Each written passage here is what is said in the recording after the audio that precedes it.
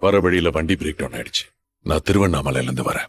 தூரத்துல இருந்து பார்க்கும்போது உங்க கடையில் தான் லைட் தெரிஞ்சது. ஃபோன் பண்ணி உதவி கேட்கலாம்னு நினைச்சா போன்ல சார்ஜ் இல்ல.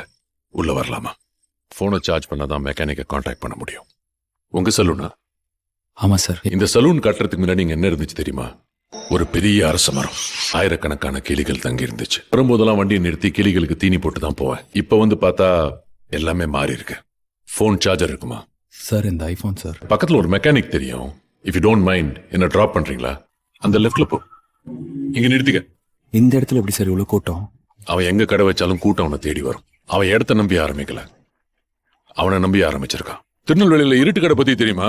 கரண்டே இல்லாம இருட்டுல ஆரம்பிச்சது. சரி, இருட்டு கடை கோயில் எங்க இருக்குன்னு கேட்டா இருட்டு கடைக்கு எதிர்க்க இருக்குன்னு சொல்லுவாங்க. ஒருத்தன் நினைச்சா தன் திறமையால ஒரு லேண்ட்மார்க்கே மாத்த முடியும்ன்றதுக்கு அது உதாரணம். எப்படி இருக்கு? சூப்பரா இருக்கு. புரியுதா ஏன் இவ்வளவு கூட்டம் வருதுன்னு? ஒரு பொருள்